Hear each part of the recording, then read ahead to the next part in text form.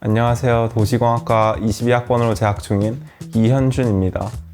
저희는 24-1학기 사회혁신 교과목 환경계획을 수강한 도시인 팀입니다. 저희 팀은 도시공학과 2, 3학년으로 이루어진 팀으로 전공 필수 수업인 환경계획을 함께 수강하게 되며 팀을 구성하게 되었습니다. 환경계획이라는 과목을 수강하면서 배우게 된 여러 가지 개념들을 실제 상황에 적용시키는 프로젝트를 진행하였습니다. 저희 조는 홍수 피해에 가장 먼저 노출되는 반지하 주택 구조에 주목하였고, 사회 취약계층이 재난 시에 응급 서비스를 우선적으로 받을 수 있게 하는 시스템을 고안하였습니다.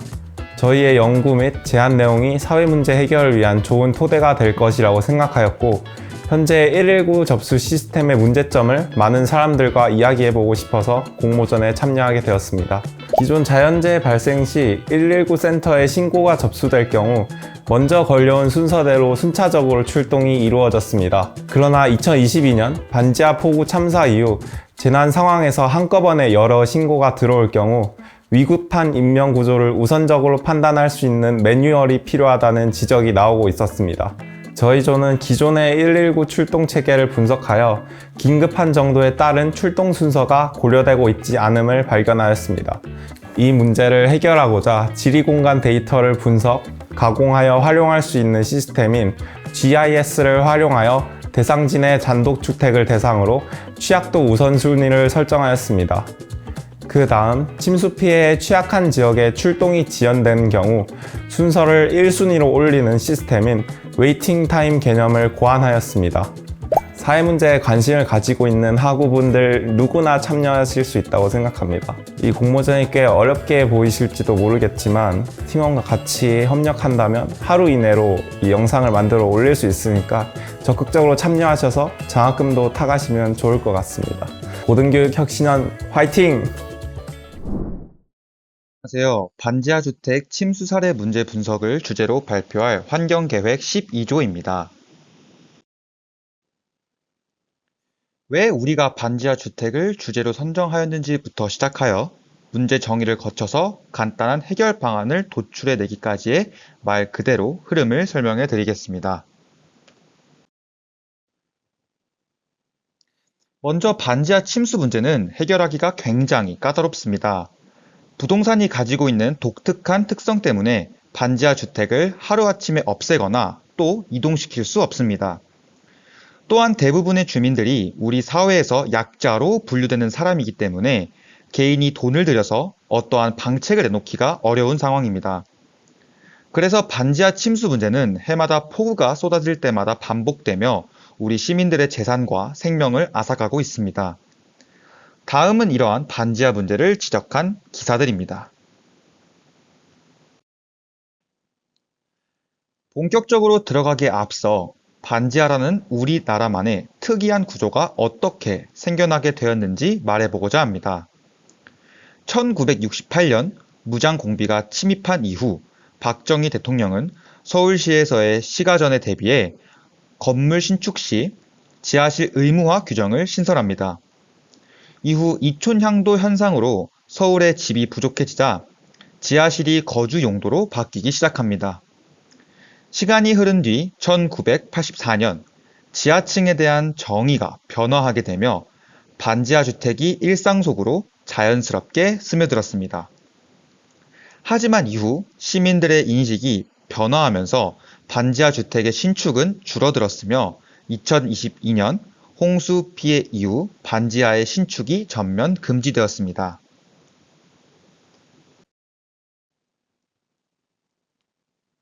이렇게 우리나라, 즉 서울특별시에는 반지하 세대수 약 22만 호로 그중 침수 취약 지구에 위치한 호수가 4만 7천 호로 많은 비중을 차지한다는 것을 시도별로 분석할 수 있었고, 그중 서울시가 가장 심각하다는 것을 알 수 있게 되었습니다.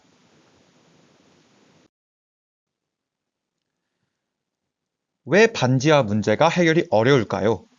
첫 번째로 반지하 주택은 저소득층의 지속적 수요가 있습니다.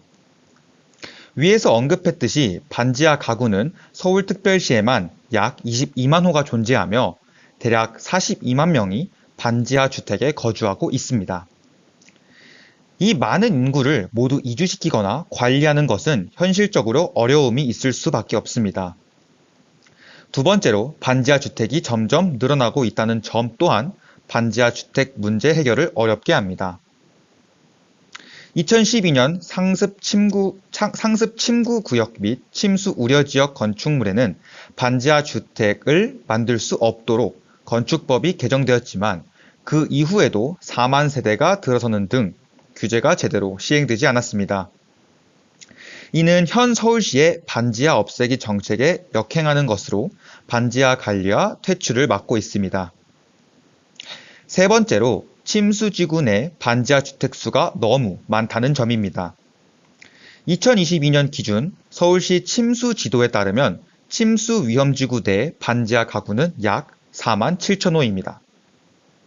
침수 위험지구 내 반지하 지구가 가장 많아 침수가 발생하면 동시다발적으로 많은 피해가 발생할 것이며 이를 가구별로 방문하여 차수판을 설치하는 데도 오래한 시간이 걸립니다.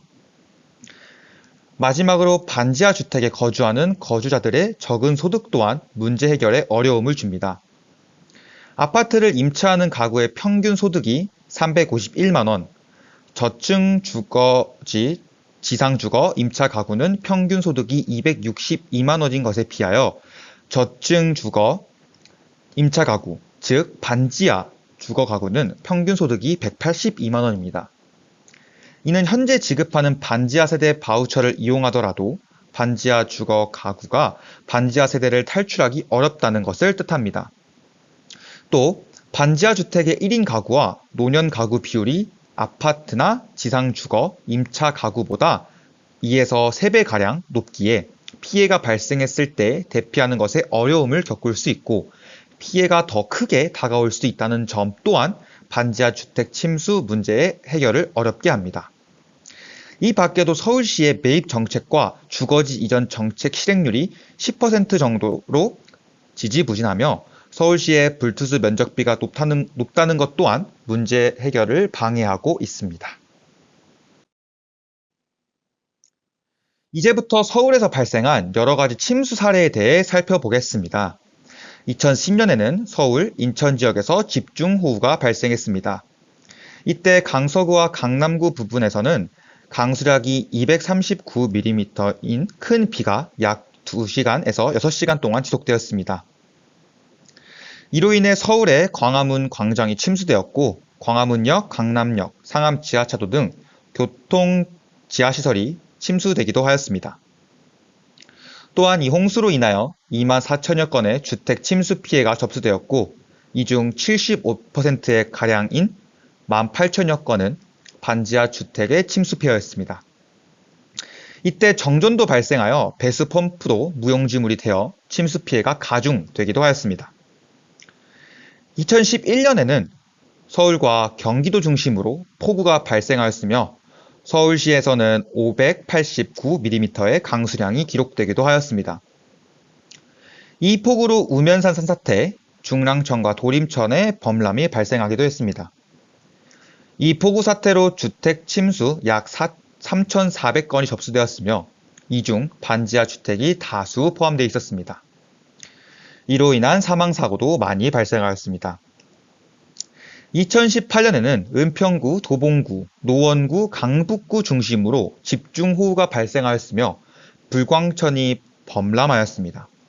이때 월릉교 하부 차량 침수로 사망사고가 발생하기도 했으며 저지대 가구와 반지하 주택 약 400여 가구가 침수되었습니다. 마지막으로 2022년 서울에 강수량 약 300mm를 기록한 폭우가 발생하였으며 강남역, 이수역 등 지하 교통시설이 마비되었고 차량 다수가 물에 잠겼습니다. 또한 동작구 상도동에서 반지하 침수로 사망사고가 발생했으며 관악구 신림동 반지하 주택에서 일가족이 사망하는 사건이 일어나기도 하였습니다.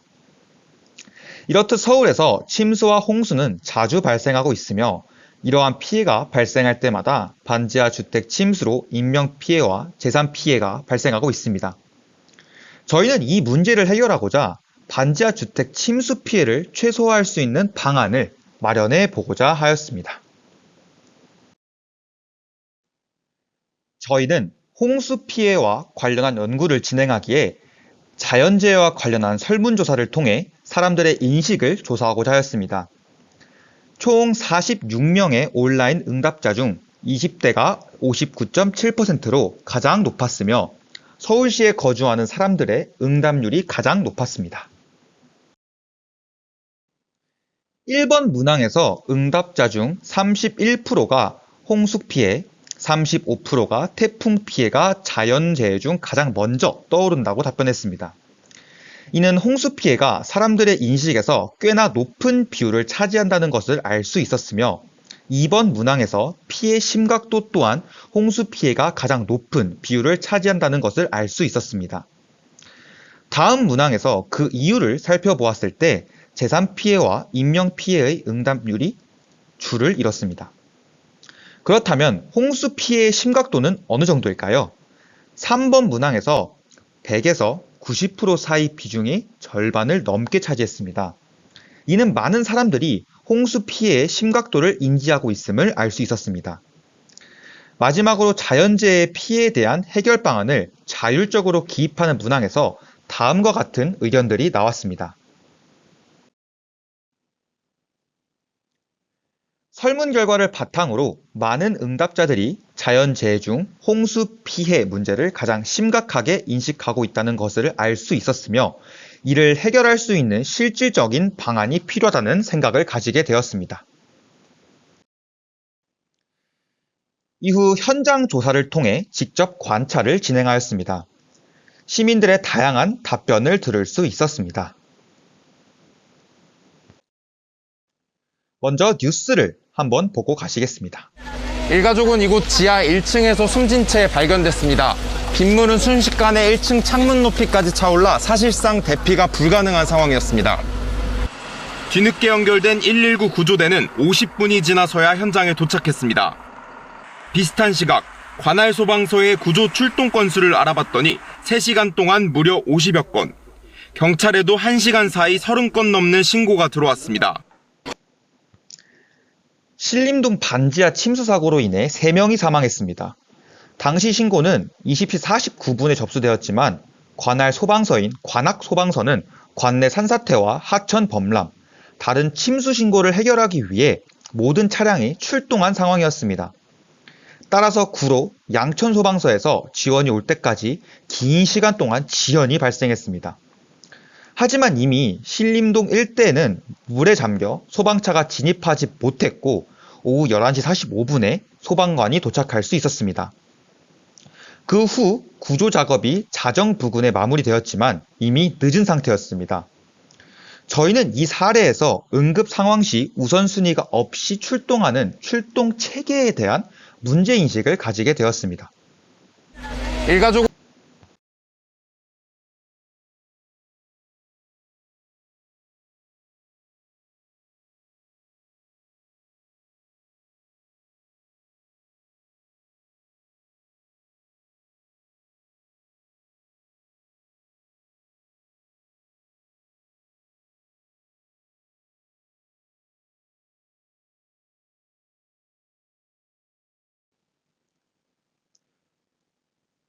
저희는 이러한 문제의식을 구체화하고 진단하기 위해 구로소방서, 대림소방서와 인터뷰를 진행하였습니다. 소방차가 원활히 통행하기 힘들다는 문제점을 언급해 주셨습니다. 또한 200건 이상 마비될 정도의 신고가 들어온다는 답변 또한 들을 수 있었습니다. 마지막으로 신고가 들어온 순서대로 최대한 빨리 받을 수 있는 순서대로 소방서에 넘겨준다는 문제점이 있었습니다. 저희는 인터뷰를 통해 반지하 주택의 열악한 도로 상황, 홍수 발생 시 많은 신고 접수, 신고에 대한 우선순위가 없다는 점에 문제가 있다는 것을 인식할 수 있었습니다. 이를 바탕으로 현재 응급 출동 체계를 조사해 본 결과 응급 출동 체계에서 더 위급한 상황이 발생하였을 때 우선적으로 출동한다는 매뉴얼이 존재하지 않고 인원이 부족하다면 앞에 신고 상황이 종결될 때까지 그저 대기만 해야 한다는 사실을 발견하였습니다. 이로 인해 더욱 위급한 상황에 대한 늦은 출동이 유발되고 이는 앞의 사례처럼 인명피해를 야기할 수 있습니다. 또한 현재 종합방재센터에서 GIS를 사용하고 있지만 개별 신고 단위에서 GIS는 구동 시간이 오래 걸려 사용되지 못하고 있다는 문제점을 발견할 수 있었습니다. 따라서 저희는 GIS의 한계점을 보완하고 응급 출동 시 가구별 우선순위를 미리 설정하여 차량 진입과 구조가 늦어지기 전 이루어질수록 할 수 있는 체계를 구축하고자 하였습니다. 저희는 사회적 이슈가 가장 많고 직접 관찰과 설문조사를 통해 정해진 주제를 뒷받침할 수 있는 것과 더불어 대상지의 위험 정도를 파악하기 위해 직접 QGIS를 이용하여 모델링해 보았습니다. 서울시 반지하 가구를 고려한 홍수 취약성 평가의 논문을 활용하여 내용을 뒷받침하였습니다. 위 시험에선 홍수 위험 지역을 평가하기 위해 많은 인명 재산 피해가 발생하고 있는 서울특별시를 대상 지역으로 선정하였으며 다차원적인 평가를 통한 취약성을 도출하기 위해 사회, 경제, 환경 세 가지 요소로 나누어 평가를 진행하였습니다. 각각의 요소에서는 노출, 민감도, 적응 역량, 지표를 포함하는 구조로 구성하였습니다. 왼쪽, 사회적 홍수 취약성의 경우 성동구 용답동, 영등포구 대림이동, 구로구 가리봉동, 은평구 응암상동, 영등포구 대림 1동 순으로 가장 높은 값을 보였습니다. 경제적 홍수 취약성의 경우 강북구 번삼동, 구로구 가리봉동, 강북구 번이동, 종로구 창신 2동, 양천구 신월 1동 순으로 높은 값을 보였습니다. 오른쪽의 환경적 홍수 취약성의 경우 영등포구 신길 6동, 강남구 수서동, 도봉구 방학 1동, 동작구 사당 1동, 도봉구 쌍문 2동 등으로 순서의 높은 값을 보이기도 하였습니다. 앞선 결과를 바탕으로 서울특별시의 통합 홍수 취약성은 사회, 경제, 환경적 부문 취약성을 합산하여 통합 취약성 높음 등급의 행정동은 영등포구 대림이동, 도봉구 방학 1동, 도봉구 쌍문 2동, 영등포구 신길 6동, 강북구 수유 2동 순으로 나타났습니다. 저희 조가 이번 프로젝트에서 다루고자 하는 대림동이 1순위로 취약성이 높은 값을 보임을 알 수 있었습니다. 더 나아가 저희는 강수량은 경사도와 표고값에 영향을 미친다 생각하여 표고값을 이용하여 지대가 낮은 지역을 찾아보고자 하였습니다. 그렇게 서울 열린 데이터 광장에서 서울시 표고 데이터를 가져온 이후 이를 QGIS에서 직접 작업해 보았습니다. CRS를 EPSG 5174로 설정하여 지도가 조금 뒤틀린 점 양해 부탁드립니다. 저희는 서울시 표고 데이터를 QGIS로 불러오고 이를 자치구별로 나누어 데이터를 범주화하였습니다. 이후 자치구별 표고값들의 평균값을 구한 후 최저 표고 자치구 값을 추출한 이후 해당 자치구에서의 표고값 최저 동을 추출하고자 하였습니다. 아래 점들은 서울시 표고 데이터를 나타낸 것이며 노란색으로 표시된 부분은 해당 지역구의 표고값만을 추출한 것입니다. 아래 사진은 동작구 영등포구의 표고값을 추출한 사진입니다. 앞서 언급한 자치구별 표고값을 엑셀 파일로 옮겨 자치구별 평균값을 추출하였습니다. 영등포구의 경우 표고 평균값이 25개의 서울시 자치구 중 가장 낮다는 결과가 도출되었습니다. 이후 영등포구만을 따로 세분화하여 새롭게 표고를 분석해 보았습니다.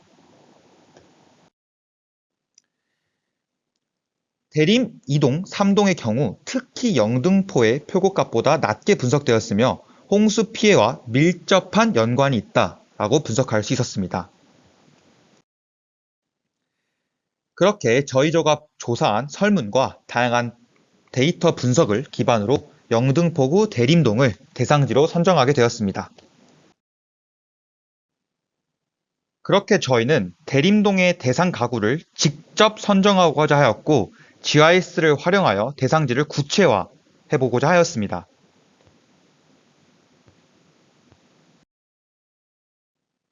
왼쪽은 GIS상 대상지 분석 사진이고 오른쪽은 대상지의 단독주택 지역을 나타냅니다. 저희는 저희만의 취약성 지표가 필요하였습니다. 그렇게 다양한 논문과 전문가의 의견을 반영하여 새로운 취약성 지표를 만들어 보았습니다. 저희는 노출 부분에서는 대림천 잦은 수해를, 민감도 부분은 반지하 주거 인구로, 적응 능력은 높은 불투수 면적과 하수도 역류와 관련한 지표를 사용하고자 하였습니다.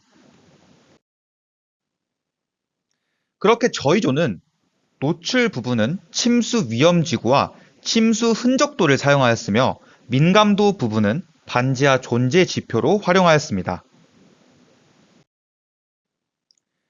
침수 흔적도의 경우 평균 침수 깊이에 대한 정보를 나타내며 반지하의 존재는 건물의 층별 용도, 면적을 고려한 지표입니다. 침수 위험지구의 경우 침수 예상도 지표를 예상 침수 지역을 파악할 수 있습니다. 그렇게 저희조가 설정한 지표를 대림 2동에 대입하여 분석한 결과입니다. 침수 흔적도, 반지하 존재, 침수 위험 지구 순으로 GIS상에 표현해 보았습니다. 대림 2동에 1,400여 개의 단독주택을 조사하여 취약도를 측정하였습니다.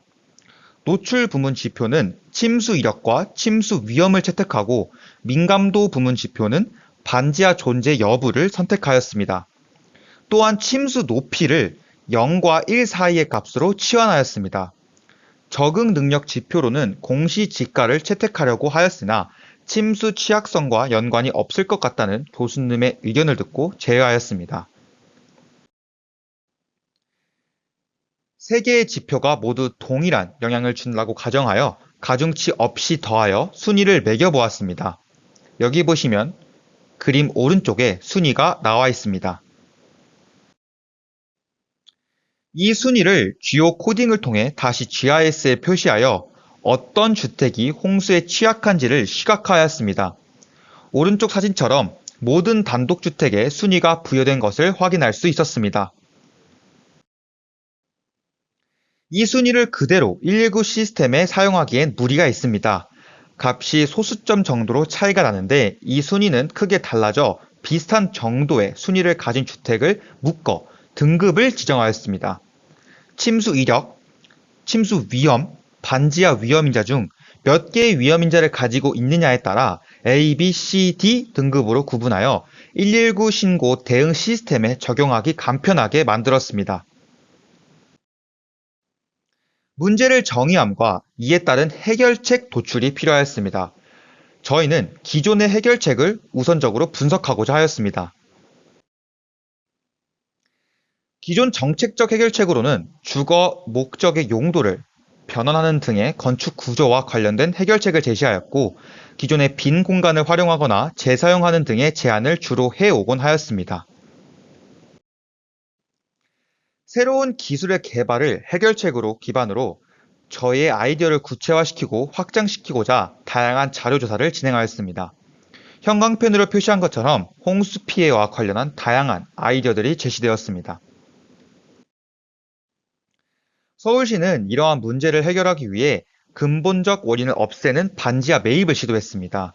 하지만 재원 조달에 한계가 발생하였고 더 나아가 근본적 원인을 없애고자 사수판을 보급하는 사업을 진행했습니다. 하지만 그 효과는 매우 미비했습니다. 따라서 저희는 지금까지 성공을 거두지 못한 정책들과 다르게 후속 조치에 대한 개선을 시도하였습니다. 저희는 대학생 사회혁신가가 제시할 수 있고 참신하고 현실 가능한 아이디어를 제시하고자 하였고 다음과 같은 아이디어들을 공유하기도 하였습니다. 이렇게 저희는 구체적으로 실현 가능한 참신한 사회혁신가가 제시할 수 있는 아이디어를 구체화하게 되었습니다. 그렇게 저희조가 분석한 대상지를 어떻게 저희조만이 저희만의 아이디어로 풀어나갈 수 있을지 고민하게 되었습니다.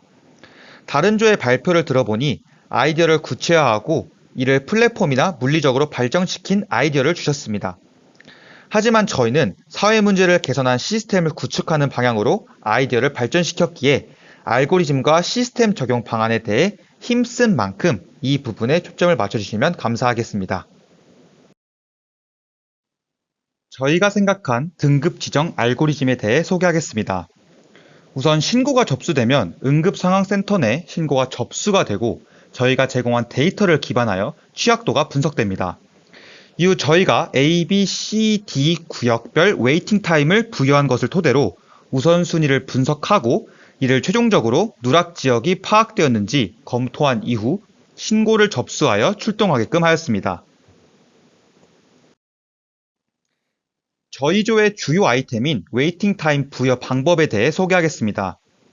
저희가 취약도 분석을 하고 등급을 부여한 내용을 토대로 기존 침수 예측 모형 고도화 개발 논문에서 제시된 반지하 침수 시간을 고려하여 웨이팅 타임을 부여하였습니다. 구동 예시를 조금 구체적으로 보여드리겠습니다. 대림 이동의 상황을 실제 상황으로 가정해 보겠습니다. 각 가구에서 시간 차이를 두고 신고가 접수되었다고 가정해 보겠습니다.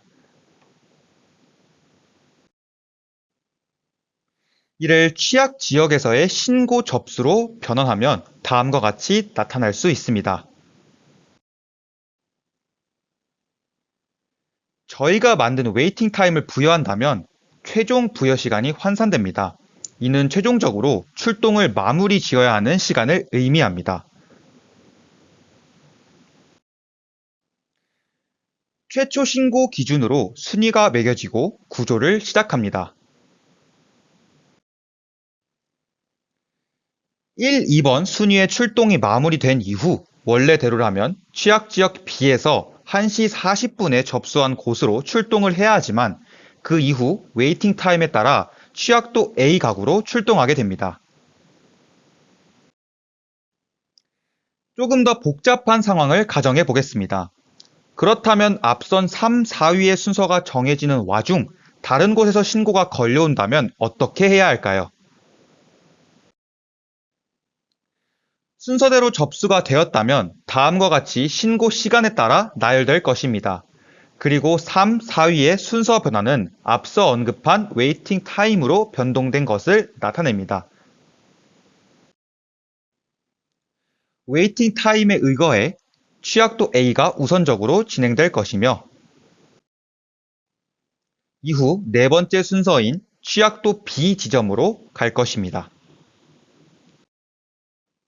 그 이후 52분의 최종 부여 시간이 지남에 따라 웨이팅 타임에 의거한 신규 접수에 대한 우선순위가 다시 부여되고 출동 순서가 바뀌게 됩니다.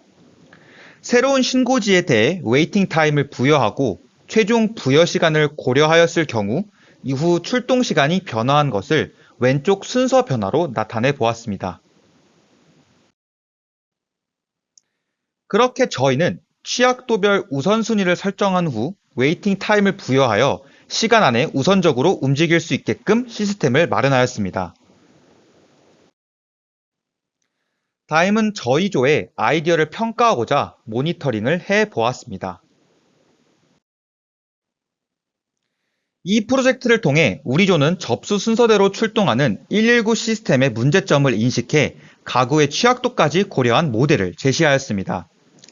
하지만 항상 재난에 취약한 가구가 큰 피해를 입는 것이 아니기 때문에 사건의 긴급도도 함께 고려하여야 더 효율적으로 119 출동 시스템을 운영할 수 있습니다.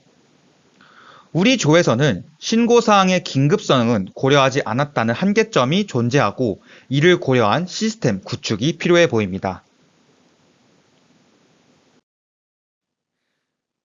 더 나은 119 출동 체계를 갖추기 위해서는 긴급성, 취약성, 접수 순서 등이 포괄적으로 고려되어야 할 것입니다. 서울시는 2022년 반지하 침수 참사 이후 119 시스템을 개선하기 위해 노력하고 있습니다. AR 기술을 활용하여 신고 내용 속에서 키워드를 추출하여 긴급 여부를 판단하는 시스템을 개발하려고 하고 있습니다. 아직 인공지능 학습용 데이터 수집 단계이지만 이를 활용한다면 더 정확하고 효율적인 시스템이 될 수 있을 것 같습니다. 또한 우리의 신고체계 알고리즘은 정량적 요소를 고려했다 하더라도 연구자의 직관이 들어가 있기 때문에 신고 출동 빅데이터를 통해 검증하는 단계를 거쳐야 할 것입니다.